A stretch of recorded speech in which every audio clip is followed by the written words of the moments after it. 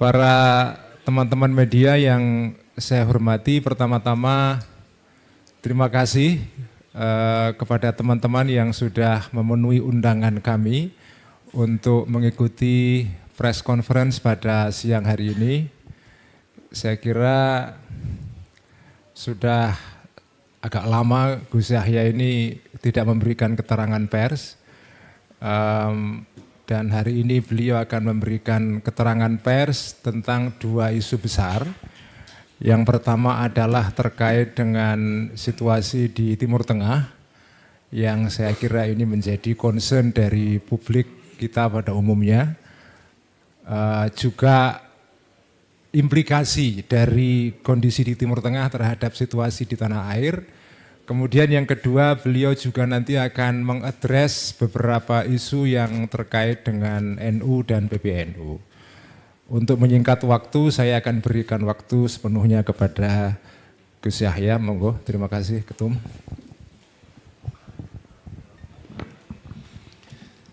Assalamualaikum warahmatullahi wabarakatuh. Alhamdulillah, syukurullah, salatu wassalamu ala rasulillah, sayyidina maulana Muhammad ibn Abdullah wa ala alihi washabihi mawalah. Amma ba'd, teman-teman media yang saya hormati, terima kasih telah hadir berpartisipasi dalam pertemuan kita siang hari ini. Ada beberapa hal yang perlu disampaikan terkait keadaan yang sekarang sedang kita hadapi, kita rasakan. Kita tahu telah terjadi perang di Timur Tengah dan ada dampak-dampak yang bersifat global dan sudah dirasakan oleh banyak negara. Nah, kita mengamati perkembangan semua itu sejak awal dan berkonsultasi dengan berbagai pihak. Sebagaimana saya kira sudah diketahui oleh publik bahwa sejak 3 minggu yang lalu pada tahap cukup awal dari peperangan ini sudah Lebaran, saya berkeliling untuk berdiskusi, berkonsultasi dengan para duta besar negara sahabat, khususnya yang relevan dengan dinamika peperangan yang terjadi. Saya telah menemui duta besar Republik Islam Iran yang mulia Muhammad Burujardi. Saya sudah menemui duta besar kerajaan Saudi Arabia yang mulia Al-Amudi, Faisal Al-Amudi. Saya sudah menemui duta besar interim Amerika Serikat yang mulia Peter Heyman, dan saya atas undangan, saya sangat mengapresiasi bahwa saya diundang dalam pertemuan duta besar negara-negara Teluk ditambah kerajaan Jordania.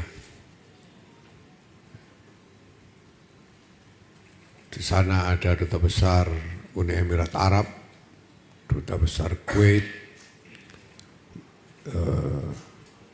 Bahrain, Qatar, dan juga duta besar kerajaan Jordania. Saya juga sudah bertemu dengan duta besar Turki yang mulia Talib Kocokcan dan berdiskusi banyak hal dengan beliau. Secara umum saya bisa katakan bahwa sebetulnya semua duta besar yang saya temui menyatakan aspirasi yang sama, yaitu menginginkan dihentikannya perang dan kekerasan. semua mengekspresikan aspirasi itu. Bahwa kemudian masing-masing memiliki berbagai kepentingan yang mungkin bersilangan satu sama lain, itu jelas ya, satu hal yang alami, dan bahwa konflik bersenjata itu juga terjadi begitu mendadak, tapi dengan latar belakang yang jauh dan rumit, itu juga kita pahami. Tapi alhamdulillah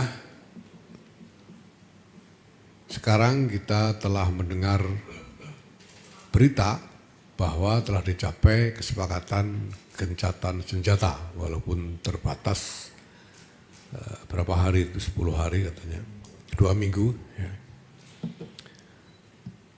Maka pada kesempatan ini saya ingin menyatakan apresiasi dan terima kasih kepada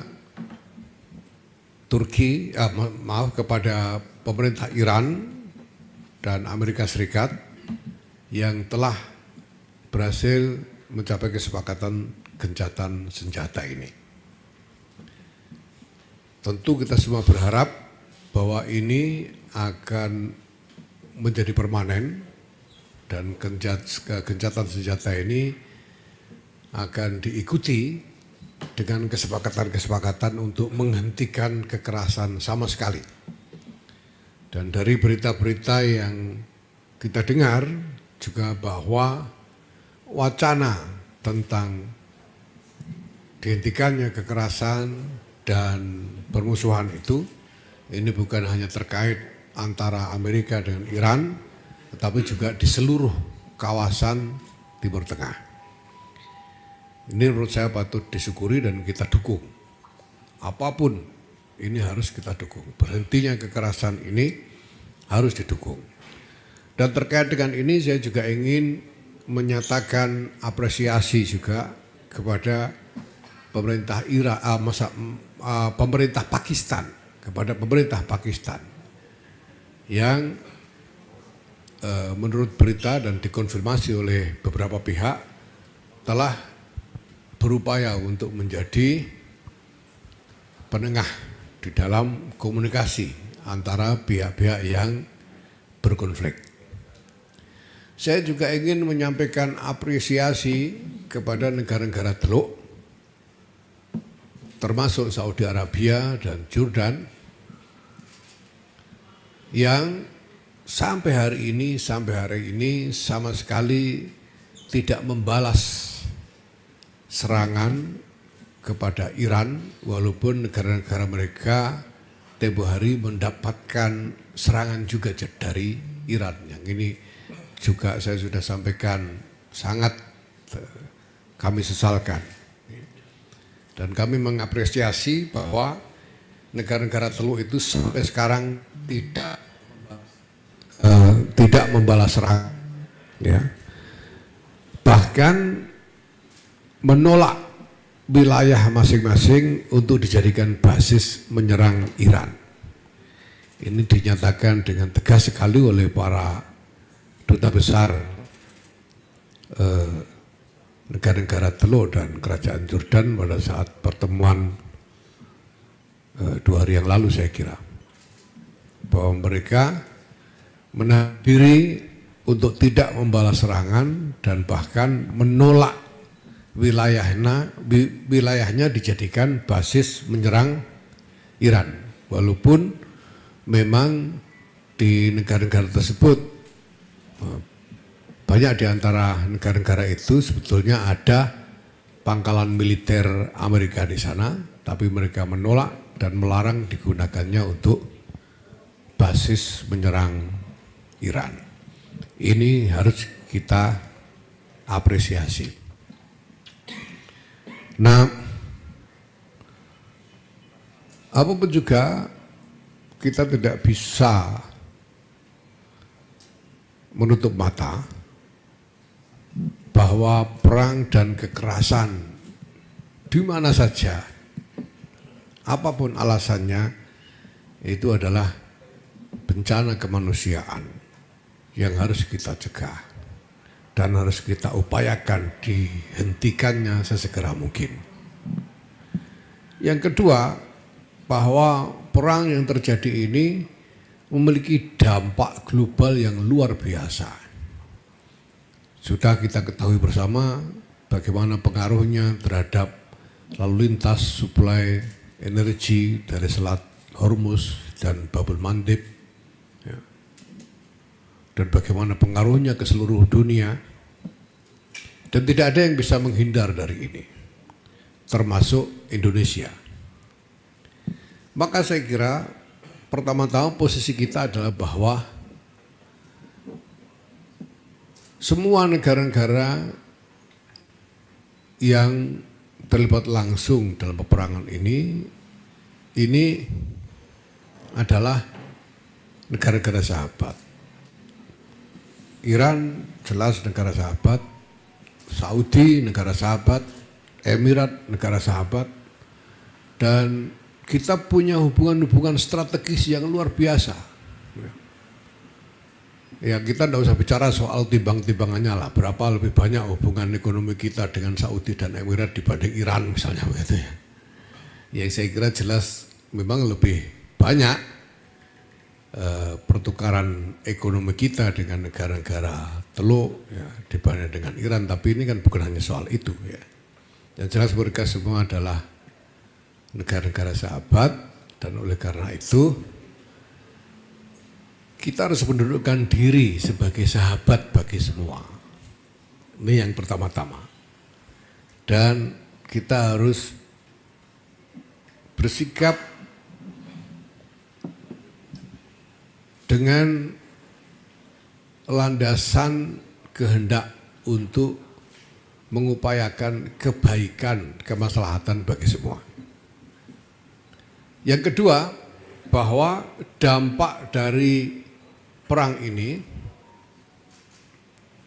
harus kita hadapi bersama-sama. Tidak ada yang bisa mengelak dari ini. Semua negara terdampak dan semuanya berjibaku untuk bisa mengelola dan mengatasi dampak-dampak dari peperangan itu. Karena dampak-dampak ini jelas menyulitkan buat negara-negara yang ada dan menyulitkan bagi masyarakatnya. Kita sudah mendengar kabar bagaimana Pakistan kehabisan cadangan minyak, Filipina kehabisan cadangan minyak, dan itu pasti masalah besar sekali bagi masyarakatnya. Masalah yang luar biasa berat bagi masyarakatnya. Alhamdulillah pemerintah kita memiliki ketahanan strategis yang kurang lebih yang lebih baik dibanding beberapa negara lain. Pemerintah sudah mengumumkan tentang cadangan minyak yang relatif lebih baik, bahkan sudah Menteri Keuangan membuat jaminan bahwa BBM subsidi tidak akan naik sampai akhir tahun. Ya. Tapi jelas bahwa kesulitan-kesulitan tetap tidak bisa kita hindarkan, apapun itu, karena pengaruhnya nyata. Maka kita semua harus menyadari bahwa kita ini sekarang memang sedang menghadapi hal-hal yang menjadi tantangan besar untuk kita. Nah, terkait dengan itu, Pengurus Besar Nahdlatul Ulama telah melakukan konsolidasi. Sejak awal minggu ini kami telah mengkonsolidasikan instrumen-instrumen organisasi yang ada, dan sesudah ini saya sendiri juga akan aktif untuk berdialog dengan elemen-elemen masyarakat yang lain Alhamdulillah pada kesempatan di pertemuan bersama Dubes-Dubes GCC, saya sempat bertemu dengan Ketua Umum PGI, Pendeta Ceki Manuputi, dan nanti saya juga akan menemui pimpinan-pimpinan ormas yang lain, komunitas yang lain. Saya akan berusaha menemui Kardinal Suharyo dan KWI, saya akan menemui pimpinan Muhammadiyah dan lain-lain semuanya. Semua itu karena kita menyadari bahwa menghadapi tantangan-tantangan besar ini kita harus, dan ini tidak ada pilihan lain, kita harus membangun apa yang saya istilahkan sebagai societal resilience. Societal resilience itu artinya realitas ketahanan di tingkat masyarakat. Bahwa masyarakat kita ini tahan menghadapi tantangan-tantangan besar yang sedang datang itu. Nah, tentu ini harus dilakukan dengan upaya penguatan social resilience, ya. Nah, kami menginisiasi gerakan peningkatan ketahanan sosial untuk menciptakan realitas societal resilience itu. Dan ini tidak bisa dilakukan sepihak oleh elemen manapun.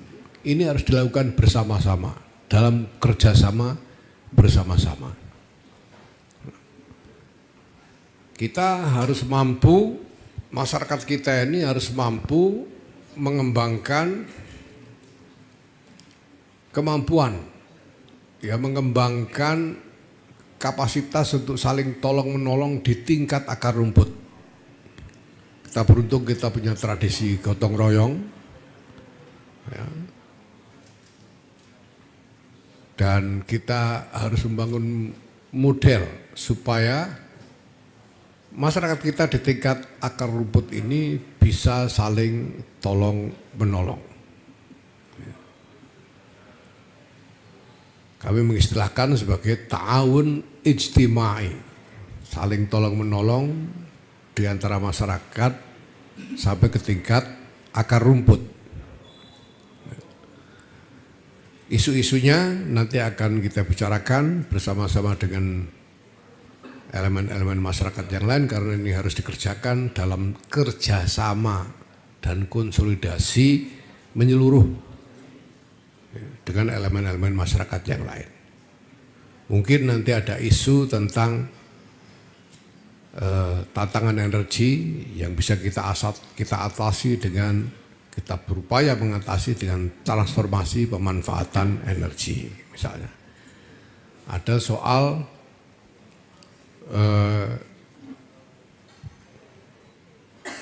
saling dukung secara ekonomi di antara masyarakat. Kita ingat dulu ketika ada bencana gempa bumi di wilayah Yogyakarta, ada inisiatif akar rumput. Ini mengagumkan sekali, ya, untuk mengembangkan saling bantu dengan model setiap keluarga menampung satu keluarga yang kehilangan tempat tinggal karena gempa. Ini mengagumkan sekali dan itu jalan. Nah, ke depan kita harus kembangkan model-model seperti ini supaya masyarakat kita ini punya ketahanan yang semakin kuat. Ini adalah sesuatu yang tidak bisa kita abaikan, tidak bisa kita hindari, dan kita tidak punya alternatif lain. Itulah sebabnya saya juga menentang pihak manapun yang hendak memanfaatkan keadaan di tengah tantangan-tantangan berat ini untuk memicu dinamika politik yang membahayakan bangsa dan negara. Teman-teman, saya kira media juga mencatat, ya, beberapa hari ini ada pernyataan-pernyataan yang secara politis sebetulnya sangat berbahaya. Dan saya bahkan cenderung menyebutnya sebagai provokasi. Beberapa orang yang saya ajak berdiskusi soal ini menyebutnya sebagai percobaan makar. Ini berbahaya sekali. Kita tidak bisa menanggungkan anomali politik apapun di tengah keadaan ini. Kita butuh bertahan bersama. Kita harus survive bersama. Dan kita tahu bahwa pemerintah juga berjibaku habis-habisan untuk mengatasi masalah-masalah yang kita hadapi ini. Kita tahu persis bahwa pemerintah ini bukannya tidur enak-enakan, tapi bekerja keras sekali. Presiden juga bekerja keras sekali untuk soal ini. Maka mari kita melakukan konsolidasi bersama-sama supaya kita bisa selamat bersama-sama dari ini. Hal-hal yang menjadi keberatan pihak manapun tentang apapun, mari kita dialogkan secara rasional dan proporsional supaya kita tidak mengalami bencana-bencana yang lebih berat dari apa yang sekarang sedang kita hadapi ini. Jadi sekali lagi, pertama, kita semua berharap bahwa perdamaian betul-betul tercapai, gencatan senjata yang sekarang sudah disepakati menjadi permanen, permusuhan bisa dihentikan dan diredam, bukan hanya di kawasan Timur Tengah saja, karena kita juga menghadapi masalah-masalah kekerasan di berbagai tempat yang lain, di Somalia, di Sudan, di Libya masih, dan juga di Yaman dan daerah-daerah lain. Tempoh hari kita juga mendengar Pakistan menyerang Afghanistan misalnya. Ini semua harus dihentikan. Semua kekerasan ini harus berhenti dan pertentangan apapun, perbedaan kepentingan apapun harus diselesaikan melalui perundingan damai, melalui jalan diplomatik dengan memperhatikan dengan disiplin mengikuti ketentuan-ketentuan tatanan internasional yang berdasarkan atas kemerdekaan, perdamaian abadi, dan keadilan sosial. Dunia ini tidak punya alternatif untuk bisa survive bersama-sama kecuali dengan mewujudkan suatu tatanan internasional yang sungguh-sungguh adil dan harmonis yang ditegakkan di atas prinsip penghormatan terhadap kesetaraan hak dan martabat bagi setiap manusia. Dan yang kedua, mari kita hadapi dampak dari perang, dampak dari dinamika internasional yang tidak bisa kita elakkan ini dengan melakukan konsolidasi bersama dari seluruh elemen bangsa, antara rakyat dengan pemerintah, rakyat dengan pemerintah, antara masyarakat dengan negara. Mari kita berkonsolidasi bersama untuk mengupayakan kemaslahatan bersama. Supaya kita selamat bersama-sama, karena tidak mungkin ada yang bisa selamat sendirian. Saya kira demikian pada intinya, teman-teman media. Sekali lagi terima kasih. Wallahul muwaffiq ila aqwamit thoriq. Wassalamualaikum warahmatullahi wabarakatuh. Waalaikumsalam warahmatullahi wabarakatuh. Demikian beberapa hal yang penting yang ingin disampaikan oleh Ketua Umum PBNU. Saatnya teman-teman untuk mungkin mengajukan pertanyaan, silakan. Ada yang membantu membagikan mic?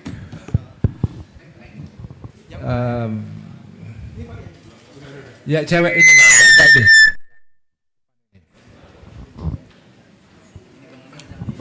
Sebutkan nama dan dari media mana, Mbak? Baik, terima kasih Gus atas waktunya. Perkenalkan, saya Leni dari Tempo. Ada dua hal yang mau ditanyakan Gus, mungkin terkait dengan situasi geopolitik. Yang pertama terkait dengan kita tahu salah satu yang konflik yang memuncak juga antara Israel dengan Lebanon. Terbaru prajurit di Indonesia yang di Lebanon ada yang tewas begitu ya Gus. Lalu di tengah kesepakatan gencatan senjata, kita Israel kan juga baru saja menyerang kembali Lebanon di tengah kesepakatan gencatan senjata itu, Gus. Pandangan dari PBNU seperti apa? Karena banyak yang menilai sudah saatnya, bahkan mantan Presiden Pak SBY menyarankan untuk mengevakuasi TNI dari wilayah misi perdamaian itu gitu, dari Unifil itu ditarik gitu karena wilayahnya sudah tidak aman. Dari PBNU seperti apa melihatnya? Apakah juga setuju untuk menarik pasukan TNI dari Unifil dari Lebanon gitu ya Gus? Lalu yang kedua terkait dengan sikap pemerintah khususnya Pak Presiden Prabowo menanggapi konflik itu di Iran dan Amerika. Sampai hari ini Pak Presiden dinilai seperti tersandra begitu Gus, dengan keanggotaannya di BOP tidak berani untuk mengutuk Israel gitu.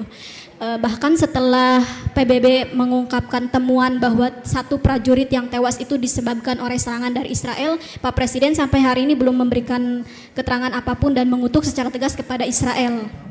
Itu PBNU melihatnya seperti apa? Apakah memang melihat Pak Prabowo di sini bermain dua kaki karena tersandra di BOP atau bagaimana? Begitu, terima kasih. Langsung aja, betul. Baik, terima kasih. Pertama soal gencatan senjata yang tidak immediately efektif. Ya. Saya kira bukan hanya soal Israel menyerang Lebanon. Kemarin waktu pertemuan dengan dubes-dubes GCC, mereka juga mengeluh karena setelah diumumkan gencatan senjata itu masih jatuh bom di wilayah mereka misalnya. Jadi bahwa gencatan senjata itu tidak immediately efektif secara faktual setelah diumumkan, ini memang satu masalah tersendiri. Karena menurut saya ya secara alami perang itu begitu peluru ditembakkan, orang sulit untuk bisa memperkirakan apa yang akan terjadi. Itulah sebabnya tadi saya sampaikan bahwa gencatan senjata ini patut disyukuri sungguh-sungguh. Ya. Nah, tentu saja sikap kita tidak berubah, kita mendesak, menyeru, menuntut supaya segala kekerasan dihentikan oleh siapapun. Kalau soal pembenaran, setiap pihak mungkin punya pembenaran. Mungkin, kita tidak tahu, karena ada perspektif kepentingan dan lain sebagainya. Tetapi apapun itu, kekerasan harus dihentikan oleh siapapun. Ketika kekerasan berhenti, tidak berarti bahwa perbedaan kepentingan, benturan kepentingan otomatis hilang. Memang, tetapi perbedaan dan perbenturan kepentingan itu harus diselesaikan melalui jalan damai. Itu tuntutan kita Jawa. Maka kita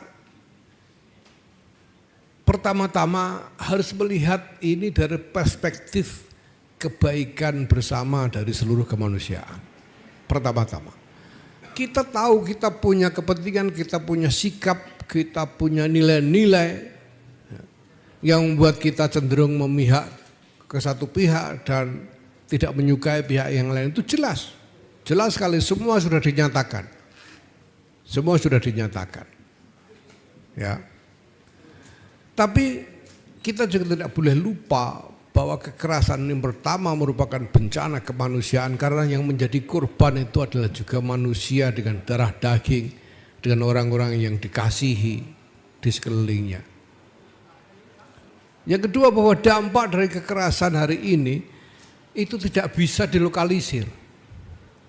Perang dimanapun itu terjadi, pasti dampaknya akan menimpa seluruh masyarakat dunia. Maka kita harus menolak segala bentuk peperangan.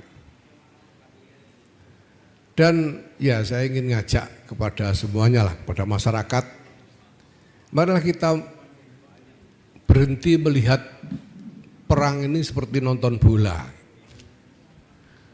Nonton bola itu kalau yang satu gol kita sorak-sorak, ya.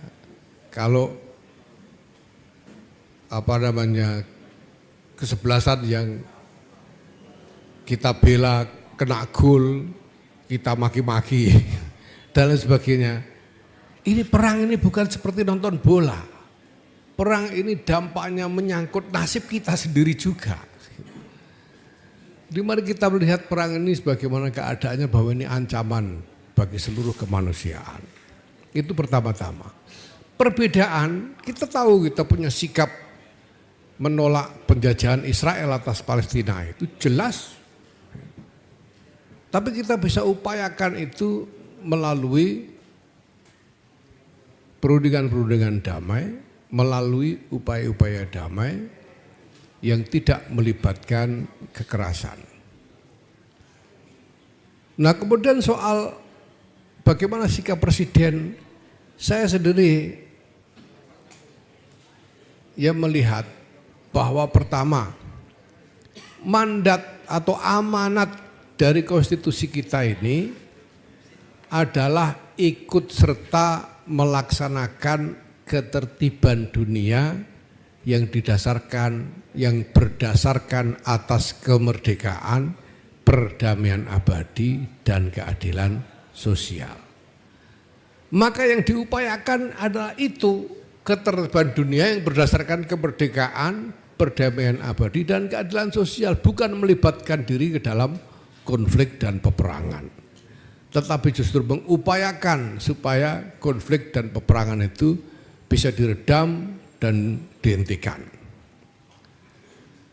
Soal prajurit kita menjadi korban di dalam serangan Israel terhadap Lebanon dan terhadap UNIFIL, saya kira itu memang menjadi bagian dari resiko yang harus disadari sejak awal ketika kita terlibat di dalam pasukan perdamaian seperti itu. Dimanapun terjadinya, namanya tentara itu memang ya siap dengan itu. Dan saya kira presiden kita juga seorang prajurit, sehingga beliau mengerti betul. Tapi pertama-tama yang harus diupayakan adalah ketertiban dan perdamaian. Itu pertama-tama. Dan kita menghadapi situasi, konstelasi, dinamika yang kompleks sekali. Yang kompleks sekali, yang menjadikan kita tidak punya kemewahan untuk memperturutkan hanya sekedar emosi subjektif kita. Karena kita harus mengupayakan jalan keluar dari konflik itu. Ini yang pertama. Soal tersandera BOP atau tidak, kita tidak tahu kok BOP ini jalan apa enggak. Sudah perang begini, ini bagaimana, mana tahu kita. Kalau dikatakan Presiden Prabowo tersandera oleh BOP, disandera pakai apa coba? Wong kalau mau ikut BOP kita malah harus bayar gitu kok katanya kok. Begitu disandera apa? Seandainya kita tidak punya keinginan, tidak punya tujuan untuk membantu Palestina, apa alasan kita ikut BOP itu? Tidak ada alasan lain selain untuk membantu Palestina. Nah sekarang terjadi seperti ini, ya kita masih belum tahu bagaimana keadaannya. Ya. Nah lebih lanjut, kemarin saya bertemu dengan kiai-kiai di Jawa Barat. Puluhan kiai.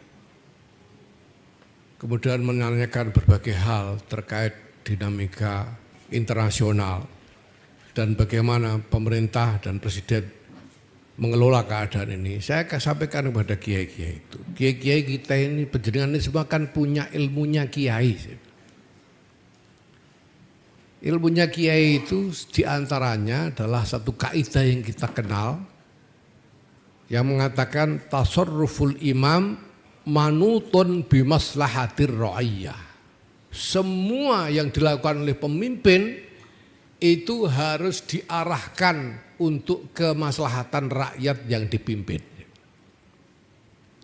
Presiden Prabowo itu pemimpin mana coba? Rakyatnya rakyat mana? Kalau nanti Prabowo Subianto dihisap oleh Allah Subhanahu wa taala, itu yang ditanyakan pertama-tamanya kemaslahatannya siapa? Karena tasarruful imam manutun bimaslahatir ra'iyah. Yang pertama-tama harus dipikirkan adalah maslahatnya rakyat Indonesia, apapun yang terjadi. Ya, di dalam dinamika internasional yang ada, kita tidak punya pilihan selain bertaruh pada kapasitas dan keterampilan politik dari presiden sebagai pemimpin negara, sebagai kepala negara. Kita kan tidak bisa ikut berunding. Kita tidak bisa ikut datang nemuin Presiden Donald Trump misalnya, kan tidak bisa. Tapi yang penting dua hal, bahwa pertama-tama amanat konstitusi kita ini adalah ikut serta melaksanakan ketertiban dunia yang berdasarkan atas kemerdekaan, perdamaian abadi, dan keadilan sosial. Itu yang harus diupayakan sebagai amanat konstitusi. Yang kedua, bahwa tanggung jawab pemimpin negara pertama-tama adalah kemaslahatan rakyat negaranya. Nah, itu sebabnya tadi telah saya katakan bahwa kita saat ini membutuhkan konsolidasi menyeluruh antara rakyat dengan pemerintah, antara masyarakat dengan negara untuk menghadapi tantangan-tantangan yang berat ini bersama-sama supaya kita bisa selamat bersama-sama. Dan ini sudah saya nyatakan sejak berbulan-bulan yang lalu. Terima kasih. Saya kepingin satu lagi, nanti setelah itu mungkin kalau ada kesempatan untuk doorstop, bisa doorstop ya. Masih banyak ya. Oke, kalau gitu gini aja, 3 pertanyaan langsung, tapi masing-masing orang satu ya. Oke, Mas itu silakan. Satu saja pertanyaannya, singkat supaya nanti bisa di cover semuanya. Oke, Assalamualaikum warahmatullahi wabarakatuh. Saya Ramli Gus dari Times Indonesia. Pakistan akhirnya berhasil menjadi mediator Iran dan Amerika. Sebenarnya ini pukulan untuk Indonesia sendiri, Gus. Artinya ada yang tidak beres dengan diplomasi Indonesia sendiri. Gus, apa catatan dari PBNU sebenarnya, Gus? Catatan kritis, Gus, mungkin Gus, untuk PBNU, kenapa Indonesia sampai dikesampingkan bahasa kasarnya, tapi Pakistan akhirnya bisa berhasil mendamaikan dua negara ini. Demikian. Oke, ya, berikutnya tadi ini Mas ini yang sebelah kiri ini. Oke. Izin Gus, saya Sela dari Kompas.com. Pertanyaan saya sederhana Gus. Tadi kan Gus Yahya sudah cerita ya, banyak safari lah dengan tanda kutip bertemu dengan dubes, kiai-kiai. Itu pertanyaan saya gini Gus. Setelah Gus mungkin sudah ketemu dengan dubes negara sesahabat segala macam, itu dari pemerintah kita responnya seperti apa sih? Apakah ada ajakan kepada PBNU atau mungkin kepada ormas-ormas itu untuk kita duduk bareng yuk? Mungkin pemerintah apakah pernah memberikan undangan itu Gus kepada Gus Yahya secara khusus? Baik itu Pak Presiden atau mungkin Pak Menlu Sugiono, dan kalau misalkan belum, apakah ada rencananya sih Gus kapan sih ketemu untuk membahas ini? Itu aja, terima kasih. Terima kasih. Terakhir yang ketiga nih, pojok. Satu pertanyaan aja ya. Ya, Assalamualaikum Gus, saya Miko dari apakabar.co.id. Yang saya tanyakan secara garis besar ya, apakah PBNU setuju Indonesia itu masuk di BOP, Gus? Okay. Karena di dalam BOP itu terdapat Israel yang menjadi anggota utama, dan secara tidak langsung itu Indonesia menjalin diplomasi dengan Israel gitu. Oke, nah, cukup. Secara garis besar apa setuju apa tidak? Itu aja. Terima kasih. Monggo, Pak Ketum. Baik, terima kasih untuk pertanyaan yang pertama mengenai Pakistan ya. Ya, saya kira ini semacam katakanlah dorongan sebetulnya bagi Indonesia untuk bisa berperan lebih aktif dalam diplomasi internasional. Ya, kita belum tahu bagaimana dinamikanya. Tapi saya kira ini juga terkait dengan konstelasi. Bagaimana posisi Pakistan di dalam hubungan-hubungan politik dan diplomatik dengan negara-negara yang terlibat. Bagaimana hubungan Pakistan dengan Amerika Serikat, Pakistan dengan Iran, dan lain sebagainya. Karena kita tahu Pakistan ini bertetangga dalam satu perbatasan dengan Iran. Ya. Nah, tentu tapi apapun juga ini menjadi dorongan supaya Indonesia lebih aktif secara diplomatik, melibatkan diri dalam upaya-upaya penyelesaian itu. Pertanyaan yang kedua mengenai hubungan dengan pemerintah, jelas sesudah ini saya akan melakukan appeal untuk bisa bertemu dengan pihak-pihak pemerintah, terutama terkait dengan inisiatif-inisiatif untuk membangun societal resilience itu. Ya. Kalau soal politik internasional, ya itu kan wewenang pemerintah, ya, wewenang pemerintah. NU tidak punya dubes, tidak punya menlu sendiri, tidak mungkin. Ya. Itu wewenang pemerintah. Bahwa saya kemarin menemui dubes-dubes itu kan untuk mendapatkan insight tentang apa sih ini, kepentingannya itu apa sih, dan lain sebagainya, supaya kita bisa mengetahui apa yang kita hadapi ini. Maka pertanyaan saya kepada setiap dubes yang saya temui itu sama sebetulnya. Pertanyaan saya itu, what can we expect going further from this? Itu pertanyaan saya. Apa yang bisa kita harapkan sesudah ini terjadi ini? Supaya apa? Kita ngerti apa yang harus kita antisipasi gitu loh. Itu sekedar semua itu. Saya bukannya berunding dengan berunding dengan Iran, berunding. Tidak mungkin. NU bukan pemerintah, tidak bisa mewakili negara. Nah, maka kalau nanti saya meminta pertemuan dengan pihak-pihak pemerintah, ini terkait dengan inisiatif-inisiatif dalam negeri yang kita lakukan. Kemudian terkait BOP, saya sudah sampaikan sejak awal ya, bahwa tujuan Indonesia, kita setuju Indonesia masuk BOP itu dengan tujuan membantu Palestina. Tujuan, kalau tujuannya selain membantu Palestina, kita tidak mungkin setuju. Kita setuju Indonesia masuk BOP dengan tujuan membantu Palestina itu saja, dengan cara apapun yang mungkin. Kalau kita hanya bicara lebih baik memperkuat PBB, PBB ini umurnya sudah hampir sama dengan umurnya Israel dan tidak ada sesuatu yang terjadi. Ada sekian banyak resolusi tapi tidak ada